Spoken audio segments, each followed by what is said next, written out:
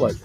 It's the Independent Truckers right here at the Truckers Independent Broadcasting Network with your hosts, John Grosvenor and Sean Mitchell.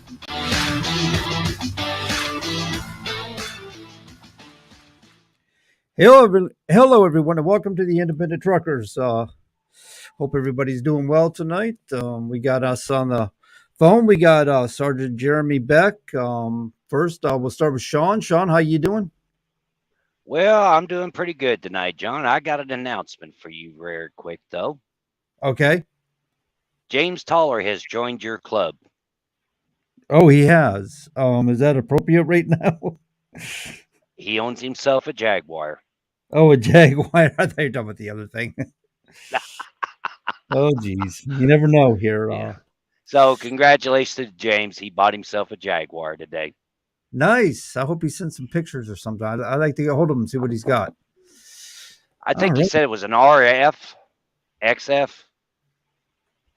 An XJ? It might be an XJ, but I think he said F. Oh. I told him you were the man to talk to since you like your Jag. Oh, yeah, I like Jaguars. I'd rather put some American heart in some British class. You know what I'm saying? Nice... John did make one statement, though. He did make one brief statement. He said because his wife got him to buy that Jaguar, now he looks more like a politician. He doesn't know if that's a good thing or not. Oh, geez. All right. So we do have Jeremy Beck, or Sergeant Jeremy Beck from the Wyoming State Police on the phone with us. How you doing there, officer? Doing great. How are you guys doing? Doing awesome. Great. So, Sergeant Beck, thank you for being on with us tonight. The main reason I had called, there was a headline that I read that last month there was $9,600 worth of fines handed out. Yeah, that total was actually a little bit wrong, but there was 12 vehicles that went around the road closed gate up in that area, and they were cited for going around the road closed gate. So there was around $6,800 roughly that was fined for those drivers. 2 of those 12 vehicles were commercial vehicles that did go around the gate. The reason why the roadway was shut down was because of a fatal crash that troopers and investigators were working. Well, from one video I seen at TikTok, a state trooper he just got out of the way in the nick of time. If he would have waited a second more, he'd been in the front of that truck. Yeah, absolutely. That was a very close call. A trooper was down on Interstate 80, was working a crash and other motorists that had went off the roadway in that area. And as he was walking back to his patrol car, he had his head down because of snow blowing around, and happened to look up just in the nick of time, and here come a commercial truck off the roadway and narrowly missed him in the median. The unfortunate thing, not only was his life in danger, but the vehicle that was in the median there, if you look at that video, there was a trapped driver that was still in that vehicle, and emergency crews were dealing with that vehicle and that driver as well. So luckily everyone was able to walk away from that incident, but it was a very close call. Well, we're grateful the trooper got out of the way. John actually has a Facebook page if you ever get a chance to check it out. It's Truckers Back in the Blue, and we put up some stuff on it from time to time. So I guess the way to ask this question, California determines when the mountains are closed or when you require chains. They usually have a crew that goes up and they check precipitation. What does Wyoming do to ensure that when they determine a road will be closed? Yeah, so there's a couple of different things that happen. The Highway Patrol, the troopers out on the roadway can request that the roadway be shut down, as well as the WIDOT crews can request for the roadway to be shut down. Normally, and it doesn't always happen this way, but normally what happens is if a trooper's on a crash that's blocking the roadway, or there's so many crashes stacking up that it's become a hazard for motorists, and it's going to be tough for them to get through. A trooper will request the roadway to be shut down. Maintenance or the whiteout crews usually they're the ones that shut down the road just due to the situation that's at hand when it comes to the weather. If the whiteout crews see that the roadways impassable due to poor visibility, or they're just not able to keep up with maintaining the road, then they will request that roadway be shut down as well. So it's a kind of a twofold answer to that. Both the highway patrol can make a recommendation to get the roadway closed down, and the whiteout maintenance crews can do that as well. Okay. I know a few years ago I was out through there, and they'd closed the road out behind me.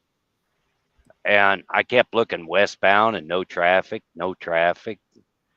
Finally, I seen a rig going that westbound, and I thought, well, okay.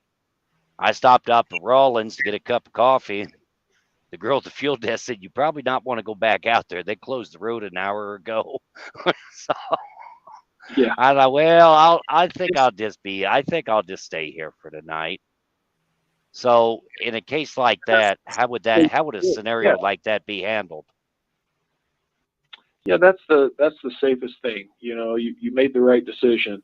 When we're dealing with crashes, or the maintenance crews are trying to keep up with keeping the roadway open, or at least treating the roadway as best as possible to get it opened up again, it's just best to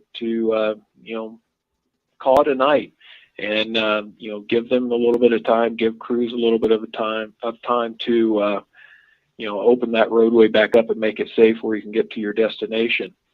And a lot of times when we're looking at a roadway and we try to figure out whether we should close the road or maintenance is making a decision, it goes off of the visibility.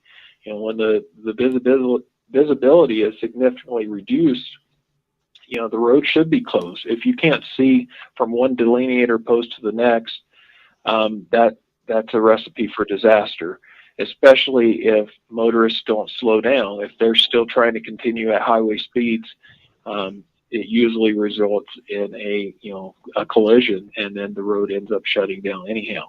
So please drive at an appropriate speed.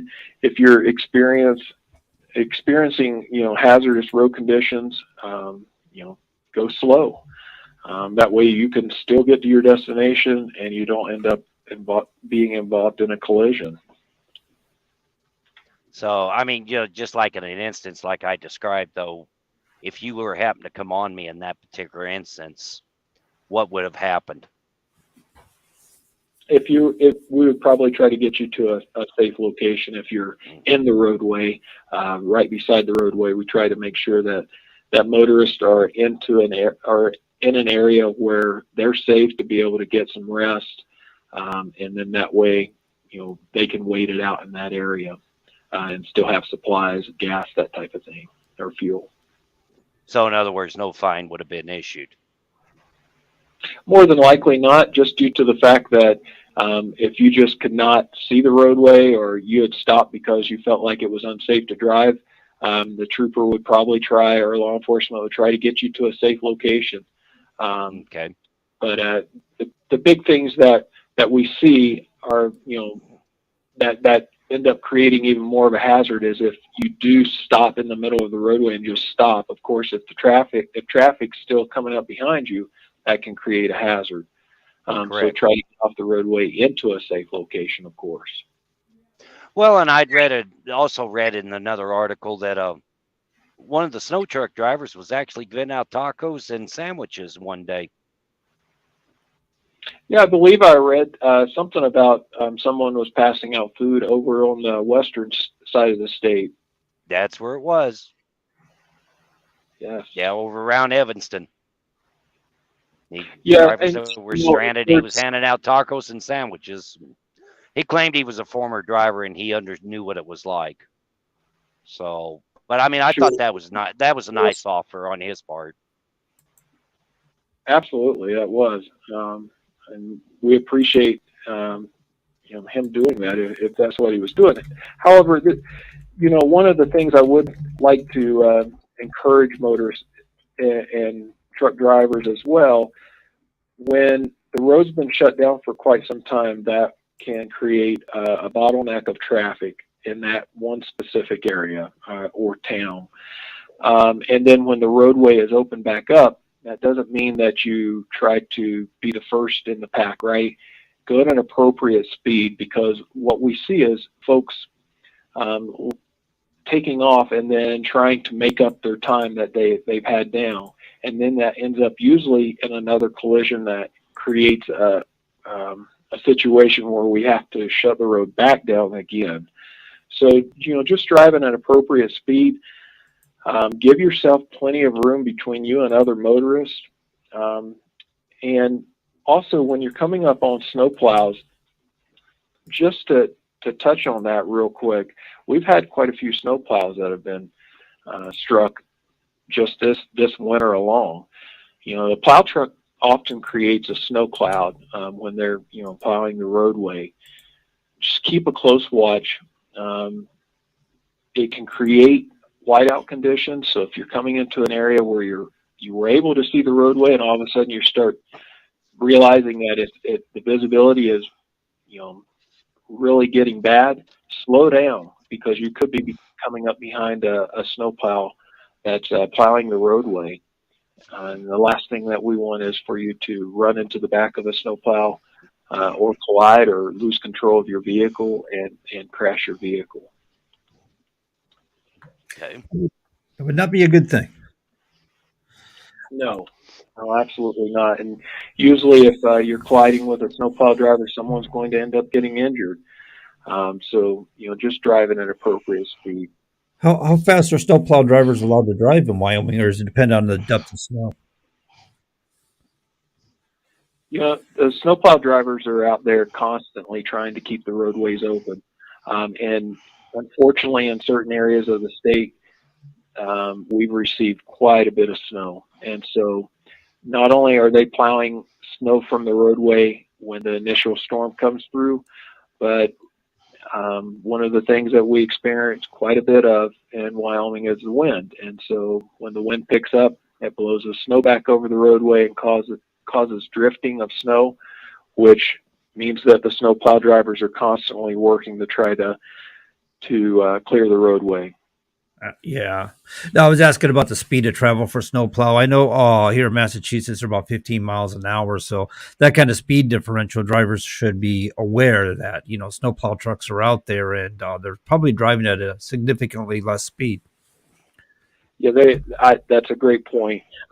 They do drive at a slower speed. So if you're on the interstate and you're driving at, closer to interstate speeds, even if they're out there and it's not severely hazardous, the snowplow truck is still going to be going slower.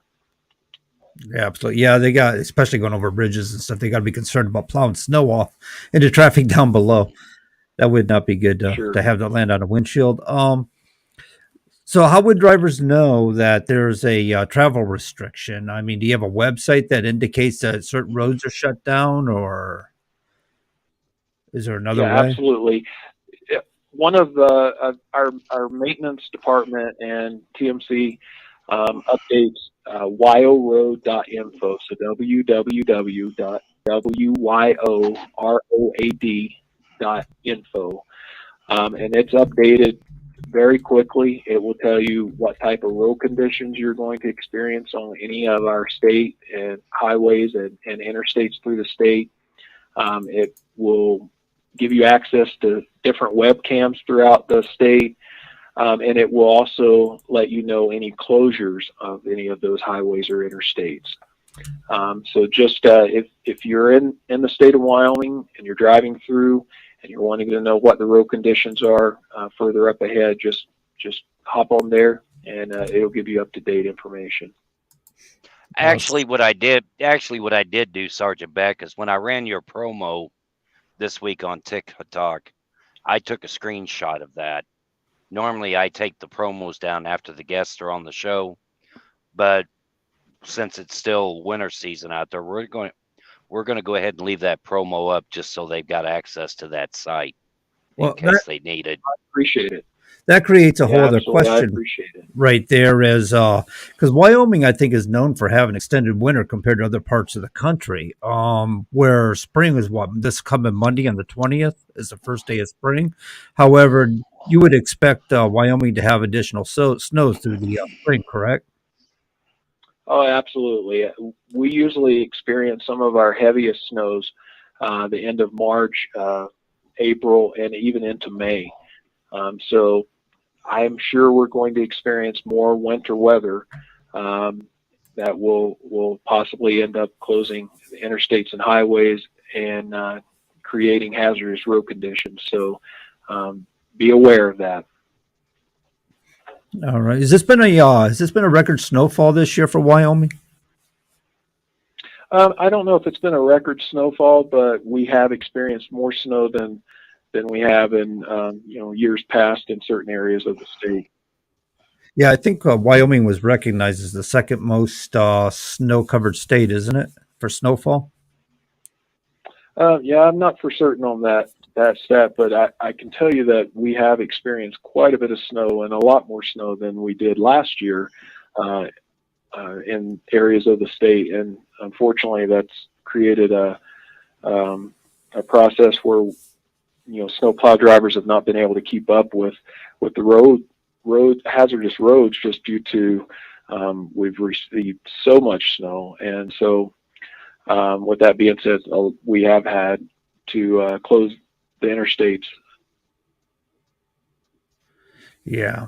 Let's see.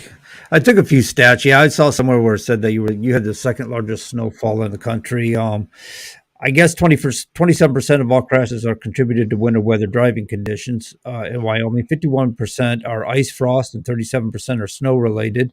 45% of winter weather crashes were contributed to speed. Do you see a lot of that where people are just overdriving the snowy conditions? Yes.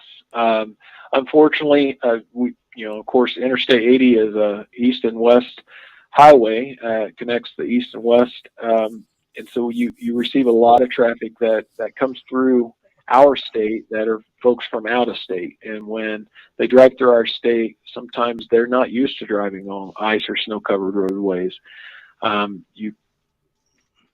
We end up dealing with those motorists that don't slow down for the hazardous road conditions. So we encourage all motorists, as they're traveling through our state, the road conditions can change rapidly.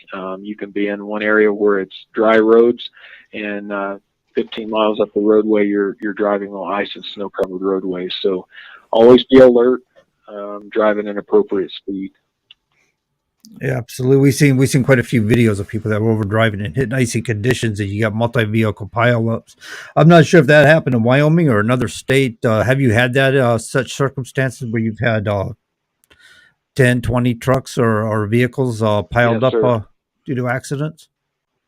Yes, sir. We just earlier this year we had 40, I think it was 41 car pileup over towards Rollins.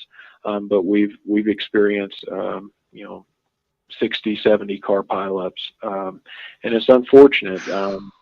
Just when you're driving on ice and snow covered roadways, be prepared for the unknown, and that means if you come up on a vehicle that is stopped in the roadway or has crashed, or you come up on other vehicles that have crashed, be able to be driving at an appropriate speed that you're able to come to a complete stop without running into those vehicles if possible. If you've been driving on ice and snow for a period of time, you should have been able to decrease your speed and drive at an appropriate speed where you can maintain control of your vehicle if possible.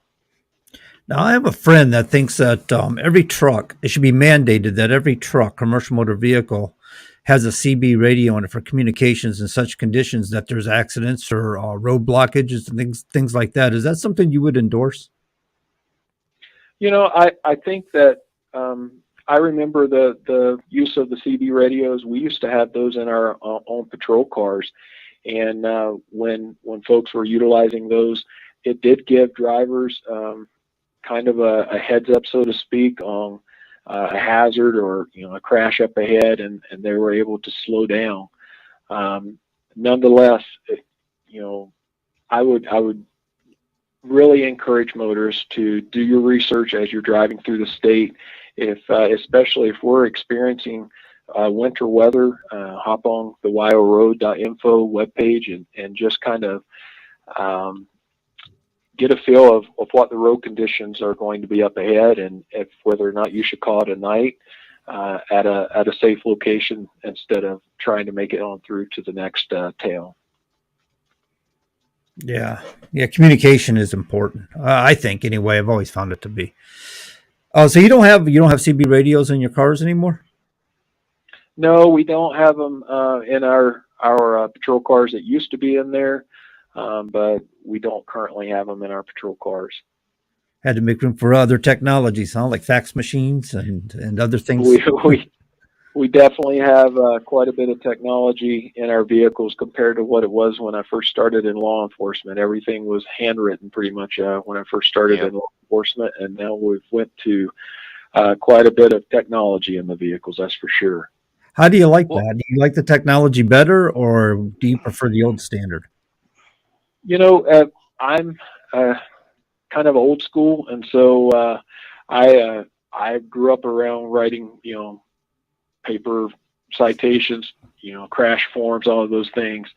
But with that being said, it has really streamlined the process with the technology coming into the law enforcement realm of business, and so it is good. But we still have the system. If our technology is not working in our vehicle, we can still go back to the handwritten stuff. Right, your backups are like us with the ELDs. I'm like you. I like old school better. It just I don't know. I thought it was more convenient and easy, and you could rely on a pin more than you could some technology some days. But it is what it is, right? I think it's what you kind of grew up around, right? I see some of the younger generation in law enforcement, and they're adapting to the technology like it's just something that they've always done. So I think it's the era we probably grew up in. It probably is, yeah. well, and it was like I was telling John earlier today. If you remember right, Sergeant Beck, during the old school days, you used to have to put the cowboy in the window. Yeah. Which showed that you went through the port of entry.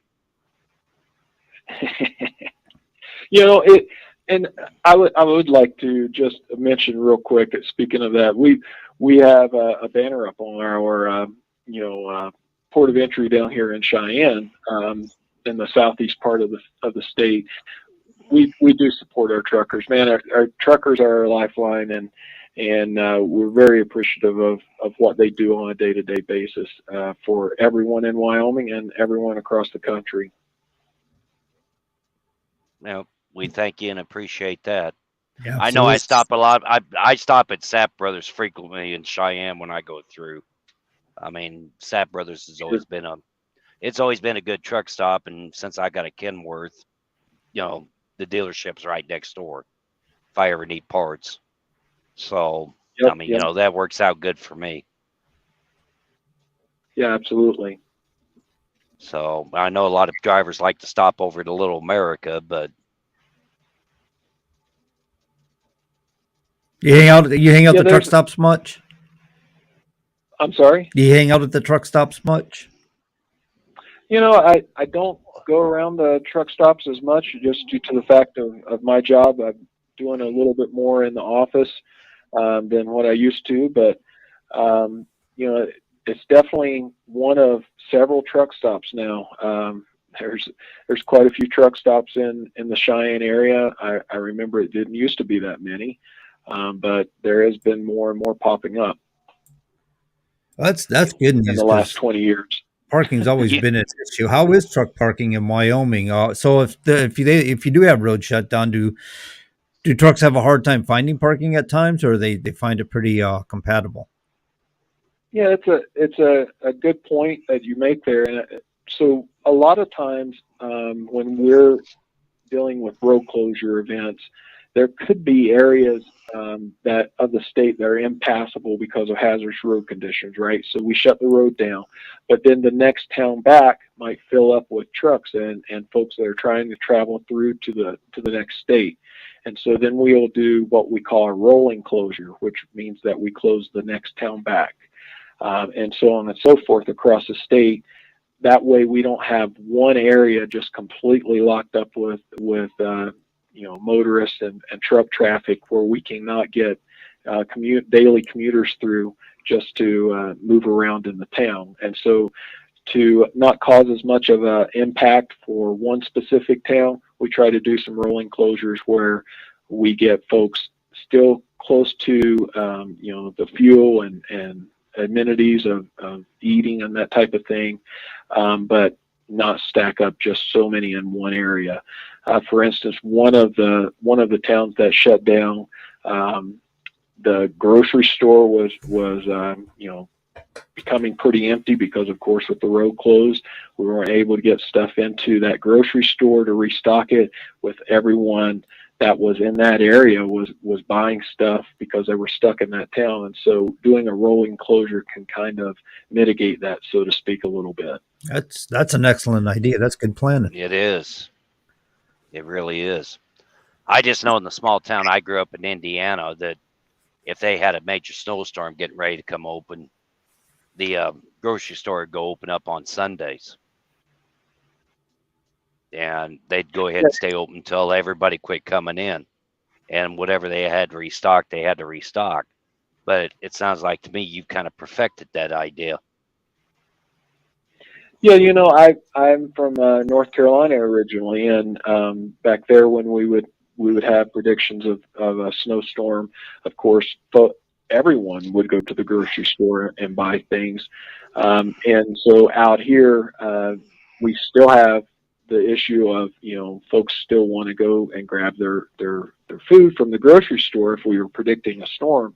But then also on the back end of things, if we're having to close the road, then we also have extra folks that are going to be stuck in that town as well. And so doing these rolling road closures can help, of course, mitigate that. Right. I mean, it just sounds like to me they've got it perfected out there, John. I think so. They got it down, which is good to hear.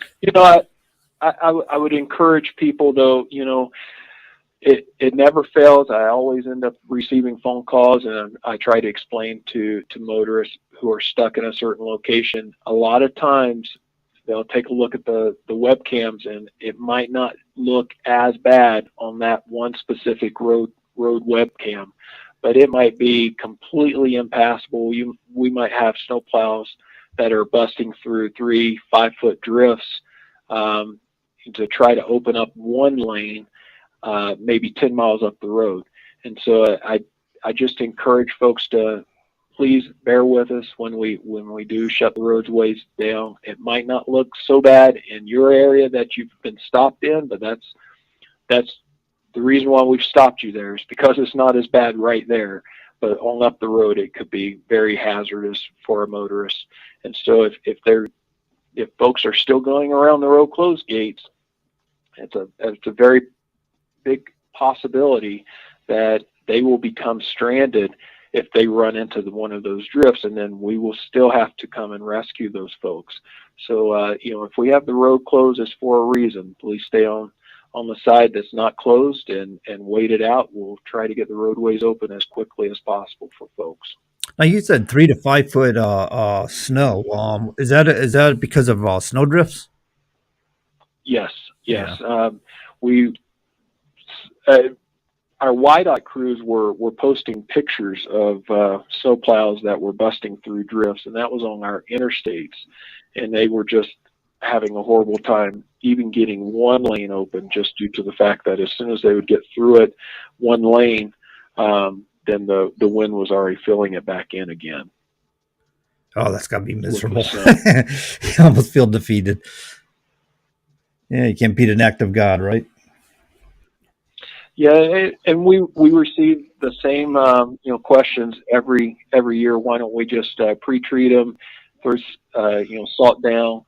The problem that we run into is our winds. When we're experiencing 70, 80 mile per hour winds, anything you put down the roadway usually blows right back off, and it's very tough to throw salt down and then expect the salt to immediately work, especially when we have so much snow that's blowing back over the roadways.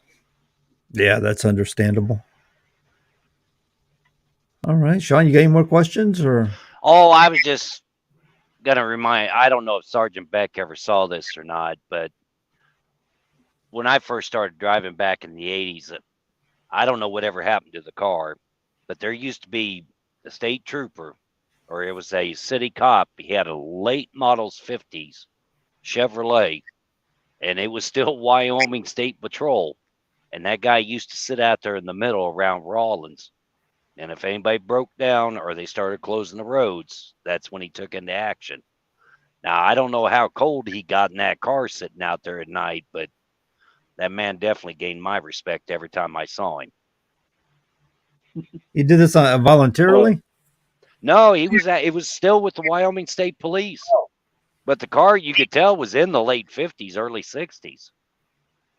Oh, he was like us. He was really old school. He was old school, but he'd sit out there in the middle, and if you back then, like he was saying, there was radios in the car, and Yeah. if he heard there were a driver on the radio that needed help, he was off to help him get him to the truck stop. Oh, wow. If they started closing the roads, then he'd go do what he needed to do then. But I haven't seen him out there the last couple of times, so I'm probably sure they've retired the car by now. But all I know is that man gained a lot of my respect when I went out through there. He wasn't running by his ply tires, right? Yeah. So, but as a rule, I usually make it a habit. I'll check before I get into one side of the state or the other to see what the road conditions are. And then Rawlins is usually a pretty good halfway point. Run in, get yourself a cup of coffee, check the DOT, and we'll see what the website says. If you can go, go. If you can't, well, you got a place to park. Absolutely. Planning ahead. I'm not letting no dispatcher push me. Now, that's just the way it is. Too old for that nonsense. I've been out here for too damn long now. So, but you're right. Planning ahead is key. Sometimes you do get caught. Again, bad circumstances. I know here on the East Coast we don't have as much of truck parking, and I've had some pretty outrageous snowstorms over here, and it was pretty much drive through it. There was nowhere to park. The truck stops were packed to the gills, right out to the road. What are you gonna do? Yep. You can't go into a parking lot at Home Depot or something if you don't know what's in there. It's all covered with snow, so you just kind of have to ease through it. You do the best you can, but from what I'm hearing for descriptions out here in Wyoming, I've been to the West Coast many a times, but and I always thought Wyoming was a beautiful state. I've seen some snow coming out of Wyoming to Utah down that steep grade. Mm-hmm. Echo Canyon. Yeah, and so I don't think I'd want to be messing around with too much of that. I know how it can snow out there. So, is there anything else you would like to add, Sergeant Beck? I don't believe so. I really appreciate both you and John and Sean. I appreciate you having us come on and chat with you guys. Feel free to give me a call any other time, and just remember wildroad.info if you're wanting to get the latest road conditions. They do update that pretty much immediately, so it's the best resource to find out our road conditions, road closures, that type of thing. We just by the way, we did put that in the description, so people will be able to find it in the description, and keep it in your keep it as a thing in your phone, so that you have the link all the time. And if you're out there, you can just pull it up and have a look. Absolutely.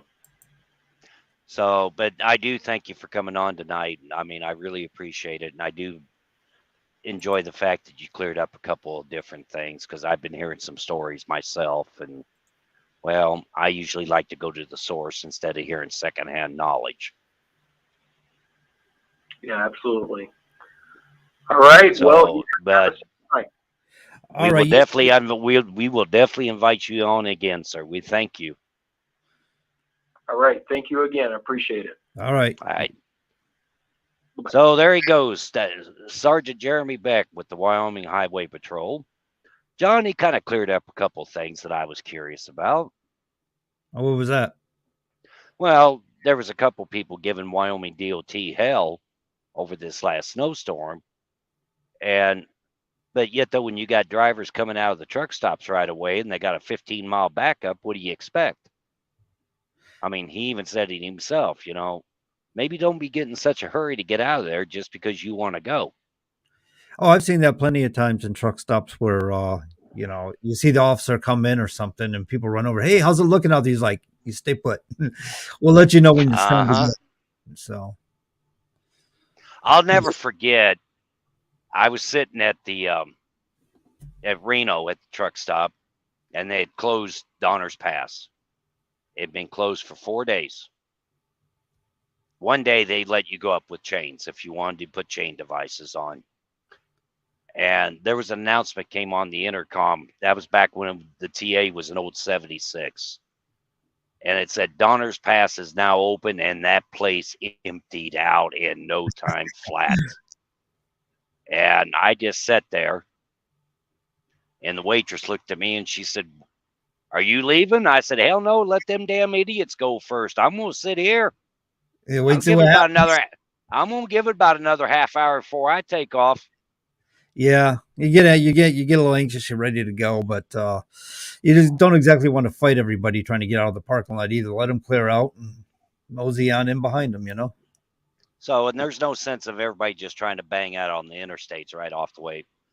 That load was already late when you pulled into that safe haven or that truck stop because of weather. 20 minutes ain't going to make a difference. No, sure not. It's really not going to make a difference. So anyway, John, we got about 23 minutes here. Let's talk about a little something else. All right, you got on your mind. Well, the FMCSA is pushing pretty hard on them speed limiters thanks to TCA. What's your thoughts?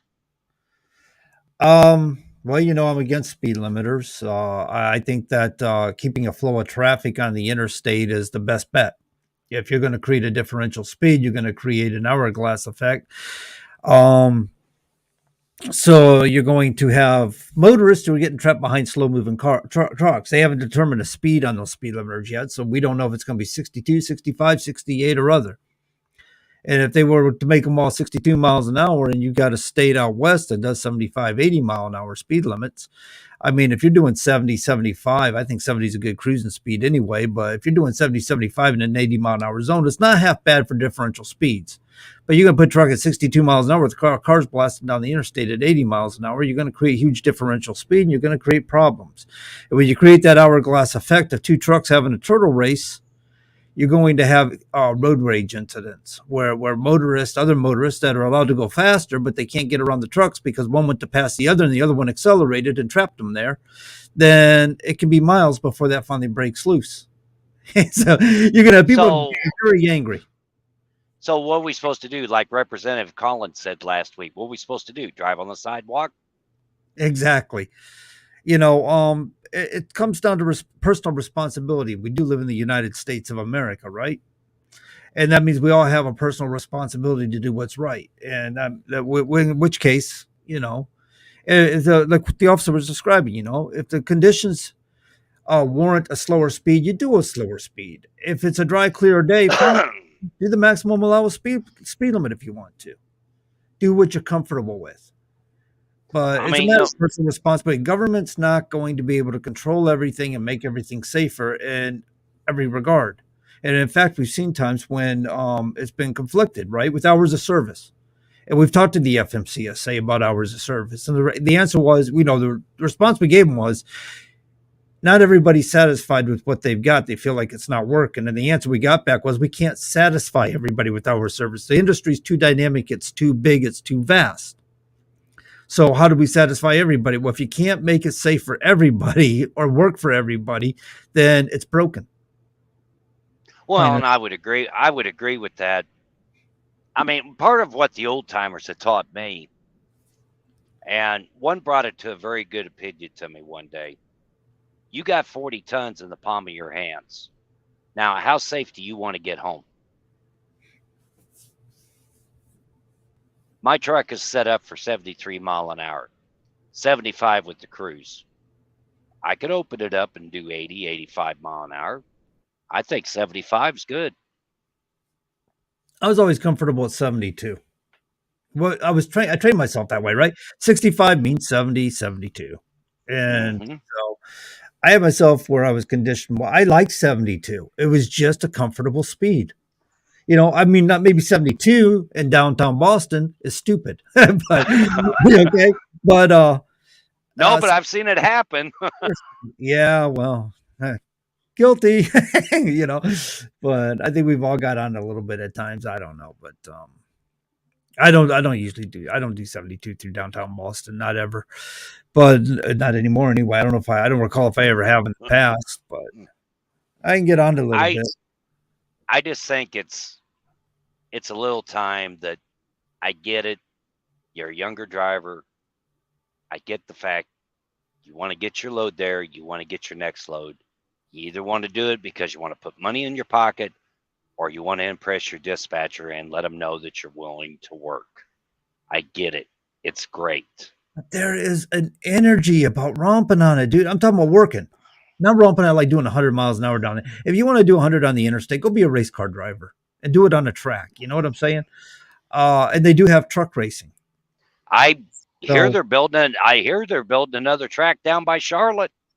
For trucks or no, for racing. For NASCAR. Now I hear they're building another one down there by Charlotte.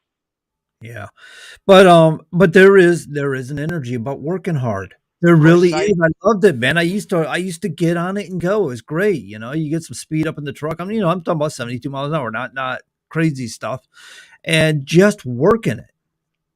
There is something about that. I can't stand that sitting around BS. I don't want to just sit there at a truck stop all day scratching myself. I'm sorry, but I'm in the truck for a reason. I want to work it. Of course, I don't think I don't think they're going to be looking to open the speedway up in Atlanta anytime soon. I didn't know it was closed. Is it? Oh, you didn't ever hear the story about that one? What are we talking about? NASCAR? Yeah. Probably not. Do you think somebody who grew up around Daytona Beach, Florida, would be into NASCAR? But I'm not. Well, no, I was actually an Indy man myself. No, it was turn 3 that was the joke.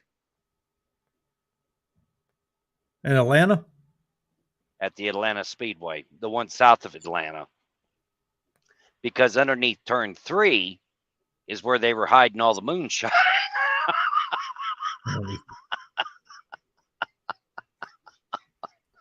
Well, that's kind of funny because that is how car racing got them about.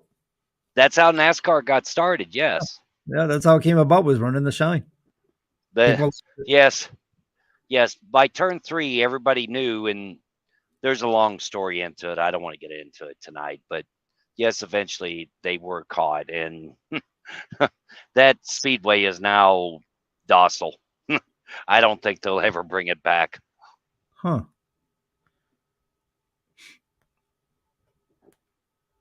It amazed me they even brought NASCAR to Indianapolis. Why is that? Because the Indianapolis 500 was not set up for Daytona. That track was not set up for Daytona. Well, what's wrong with it? Was it a smaller track or? It's a smaller track, but it was made up for Indy. Like formula racing. Right. Yeah. And when Tony Holman is the one that bought that property, and that land used to be nothing but a swamp at Speedway. And he turned it into the Indianapolis 500, which, I mean, a lot of famous people have come through there through the years. I know Jim Neighbors used to come every year, and he'd sing Back Home in Indiana until he died. There's been a lot. Now Penske owns it because the Holmans have sold it. Oh. So they used to race on it or what? That what now? So they brought NASCAR to that track.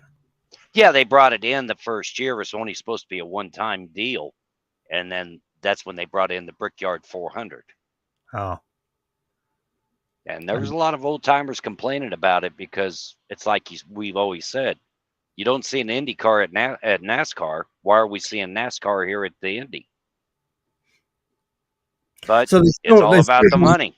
they still run the Indy cars on it too, right? Different times. Oh yeah, Oh, okay. oh So they yeah. were just utilizing the track. I see what they were doing. So they put it on the circuit and stuff, and they were utilizing the track, doubling down on their investment. So they or on their profits. So they no, it If doesn't Tony Hallman, if about Tony that. Hallman would, if Tony Hallman was still alive, that would not have happened. Well, the thing about it is though, is it creates a challenge for a NASCAR driver because it's a whole different type of track. So it's going to create a challenge. You know, he's going to have to get on there. If you look at a lot of NASCAR tracks, a lot of the corners. Sounds like he's already tinkering with this car over here. Speaking of race cars, James Toller's got his Jaguar, so he says he needs my help on something. His wife made him buy it. Well, I did tell you. I did tell him you were the man to talk to with Jags. You got the XK, XJ. What you got? I'm waiting for a response. I'm looking at the screen, waiting for. It's like thinking I'm having a conversation here with a face-to-face conversation, but I'm kind of interested. He should be sending pictures. Oh, he's got the XF. That's what you said earlier. I'm not too familiar with that model. Well, I told him you and I were going to go around New Hampshire one night. I told that to Tracy. On the XJS? Yeah, you and I were going to jump in your Jaguar and go. The XJS is nice and everything, but I kind of like the old XJ. I had a mid-'80s XJ with the straight six in it. That was a nice car, man. I want another one of those. Mechanical motor and nice ride. Holy crap, do they ride nice and handle well too. Well, James says he's feeling more like a politician running around in a Jag now. It's classy, man, but sometimes I like to rip out that English motor and put an American V8 in it, Chevy V8. Corvette. Are you thinking about doing that, John? I would love, if I had the funds, I'd do it. Yeah, man. That'd be nice. It's not that hard. Well, You just need a subframe on it is what you got to do to put the V8 motor in it because of the weight difference and stuff. Right. He's got the 3.8. Well, if I remember right, on a Jag, the body's a little different than the American cars too. Actually, it's a unibody design, so it's got the subframe and stuff in the A-frame. So it's got the independent suspension and everything. It doesn't have the axles like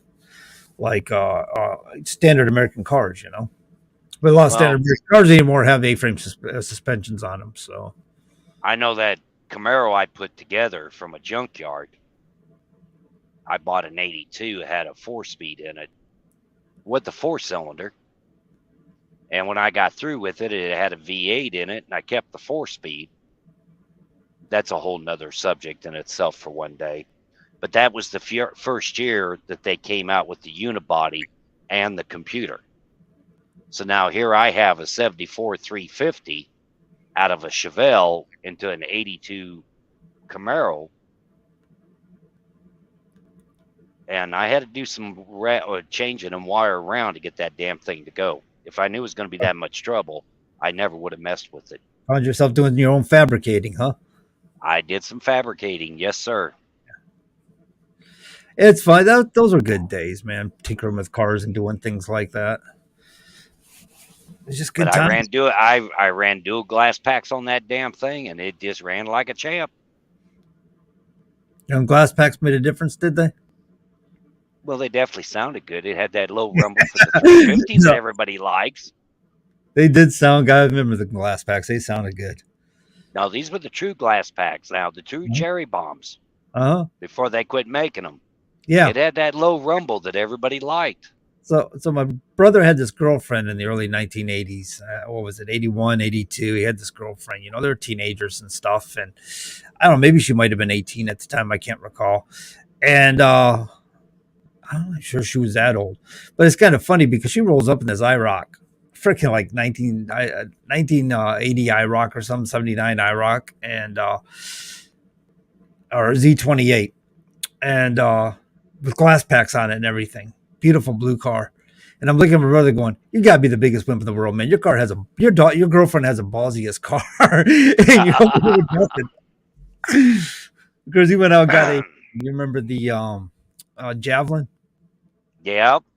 Yeah, one of those. It didn't last too long. The motor in that thing was crap. They No, were pretty actually, cool cars. my grandfather had a Javelin.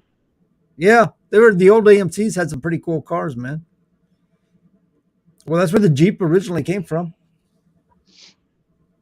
Yeah, I actually remember a story that they clocked my grandfather doing 85 mile an hour on 215, and the state trooper walked up, was going to give him a ticket. He saw me laying in the back seat of the car, and he looked at my grandfather and he said, "Is that yours?" And Grandpa said, "Yes, sir, it sure is." And he said, "Forget it." He figured grandma and grandpa at 70 years old, if they could have a kid, God for like let them have it. Yeah, right. So James said he has a 1994 Z28 with an LT1 motor. Now that's a badass motor. LTs are a good engine. That's a badass. Well, that's what they put in the Corvettes. Yeah. That If you car's can get probably it, if you can get one out of an Avalanche, that's your I think LT2s or 3s. You get no. one out of an older Avalanche, now you got some with the Vortex. Of course, an LT, that is a Vortex engine. Yeah. So they're Probably, definitely not like your small blocks of today or your yesterday. I'll tell you that right now. yeah. I mean, The there's metallurgy of today's motors is much, much better than what they used to be. And that's why your motors last a lot longer than what they used to. But damn, the motors they had used to be so badass back in the day. Of that they course, I don't did. think they put out 750 horses like some of them today, though. So So what else we got going on here? Did I? Let's see. let's see. We talked about TCA. Oh, here we go. What do we have here? I got too many links pulled up again. I think the FMCSA is cutting the initial fees 9% more.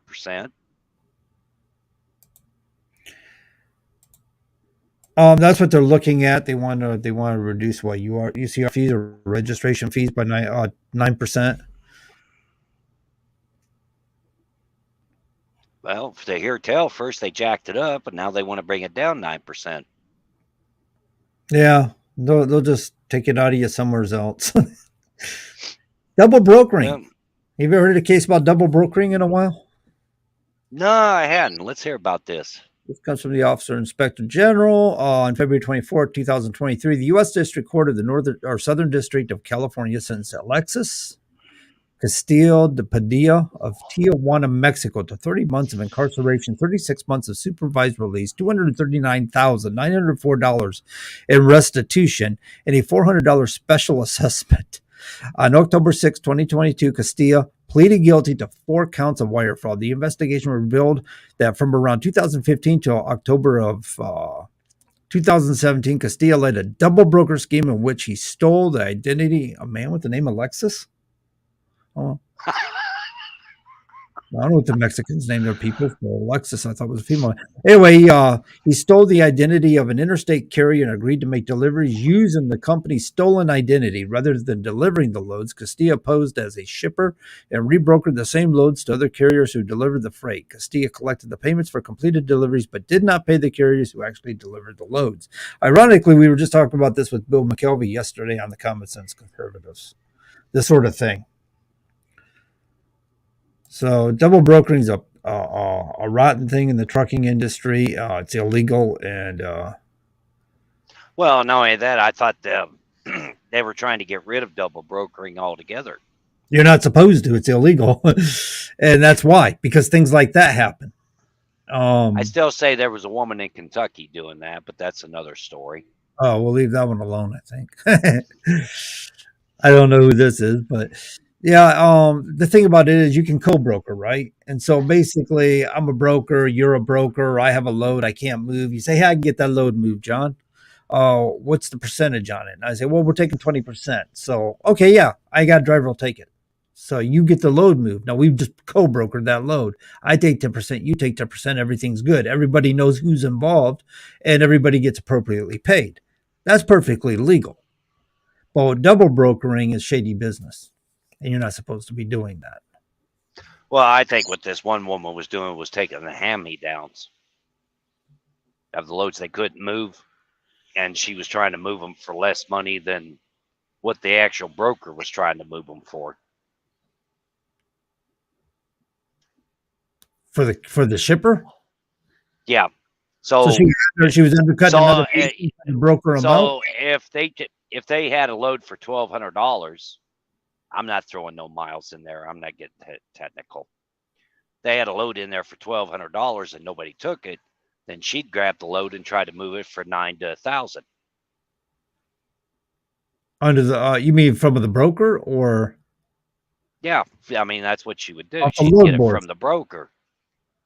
So She'd she was try to double move it brokering. that way. She was double brokering. If she was trying to broker it out off her load board, she was taking a load promising delivery and trying to rebroker it out. Right. And then But yeah, then mysteriously one day she disappeared off Facebook. well, imagine that. Do I know her? No, Oh, okay. no. I never, this is back when I had my own trailer. I was trying to get it out of Bristol. No, That's another story. these little scams are a problem in the trucking industry. You know, they create a lot of problems for people. Well, you can imagine, right? You see what you make doing what you do. Can you imagine somebody screwed you out of a week's worth of work? You put all that money into fuel, you put all that money into your overhead costs, and then you didn't get compensated for it. Well, and I know there's some cases where we've took a load, and if we had any questions with the broker, there was some money put up front before we even loaded the truck. Yeah, some brokers may advance some funds like 50% or something. There was I don't know stealing the that. details on that, but some places I know truck companies that do that sort of thing. They would that's how their operation worked. One I worked for as an owner op, and that's how they operated. We'll give you 50% up front, go do the work, get the job done, and then in your due time you'll get compensated for the other 50%. Well, and I know in another case, I was had a chance to get a load out of Illinois to go to Illinois, from Illinois to Ohio, and the guy had a good rate on it for 1,500, but the company was wanting at least one load ahead payment because the credit wasn't there at that time. They wanted Yes. to work up a bill to trust, and well, one didn't want to give, so nobody made the phone call. So we got a couple minutes left. Next week, John, I'm going to bring somebody on that's right up your alley. Oh yeah, what you got? I got a gentleman named Bob coming on. What, like Bob Bobcat is Goldthwait? with Bob is with the Utah Flag Coalition, and they're trying to make the flag look like something out of the city of Denver. So there's a big uproar on this, but this man knows how to talk his constitution. So you two should have a pretty good conversation next week. That's gonna be awesome. So don't ask me why, but the liberals want to change everything again. They can't leave the beehive and the bees alone with 1863. They want to put a damn beehive in it and make it look like the city of Denver. Oh, because they're busybodies. That was part of it. So Plus, if you look at the Utah flag and down at the bottom of the seal, it says industry too. And they're trying to get away with all that. But Bob and I had a real good conversation, and I'm sure you'll enjoy it next week. Sounds good to me. I think we got the Witches Brew maybe starting up Sunday night. I heard. Yes, yes. So hopefully that. So, so as of right now, Sunday night, 6 p.m., you're going to hear TJ and the crew. They'll be got back on with the Witches Brew. you and Scotty have got something going on Monday night now at 7 o'clock Eastern Standard Oh Time. yeah, the John Boy and Billy Bob Gong Show. You never Trust know me, how they someone's talk. going to turn out. Trust me, they talk about everything and anything, folks. You'll love that show. Tuesday night, John, you got John along with Billy Bob or with Bad Billy. Patriot Confederation, 7 Yep. o'clock. He gets good Wednesday, guests. Wednesday night, 7 o'clock. You got John and Todd and Chris. They're common sense conservatives. We're on the And cutting we'll be edge, back. man. We're on the cutting edge. You know, John, you only get 3 days a week off. How are you managing all this? I don't know. I work my full time job. Well, when I do have work at my full time job, this month has been horrible, but I stay busy, bro. Sometimes I'm just dead on my feet, tired, and happens. It happens. But I don't think a lot of people realize that. I don't think a lot of people realize the time and effort you put into the TIBN. I just don't think they realize how much time you put in. You're trying to build something which I think is very fabulous, to the point of, this is what it's about. We try to do some decent, good broadcast journalism. And sometimes we regret it, and then there's a lot of times we don't regret it. Did you want to say people criticized you for something stupid? Can I say that on the air? I don't give a crap that somebody criticized you for something stupid, because I don't know if it was jealousy or if it was just stupid criticisms. Well, and I think both of us have had that. We get stupid criticism sometimes. We got about 2 minutes. But, all I'm saying is, before you criticize the show, any show, not just here at the TIBN, you might want a consideration of what that person had to do to put that show together. You might want to have a little respect. If you don't like it, don't listen to it. There's plenty of podcasts. There's plenty of radio. There's even TV. You got 400 television stations now. Yeah, we don't want any listeners here at TIBN. What are you, crazy? Well, I think we just lost the 2 listeners that were on the screen, but that's okay. Yeah, right. We got 3. We'll have 3 next week. Oh, what are you gonna do? All right. So yeah, no, we do the 24/7 broadcasting now, and we got things like Anemonic Age, which is a cool podcast, and we picked up Armed American Radio, which is really awesome if you're into gun rights and things like that. So we got a few other outside. I gotta start picking up Trucker G again and get him broadcasting again. Get some fresh when he does new shows. I kind of lost touch with that one, so I'm going to start putting that one back. But he does some nice shows too. Frank G does good shows. He's very informative. I like his shows. So. But anyway, well, time to go. Time. It's 7:03. All right, ladies and gentlemen. Well, 8:03. We hope that you enjoyed a little bit what we put out tonight. And as always, keep the greasy side down, the shiny side up, in between the lines, and safe travels wherever it is you may be going. And be good. And if you can't be good, well, then be good at it. And we gone.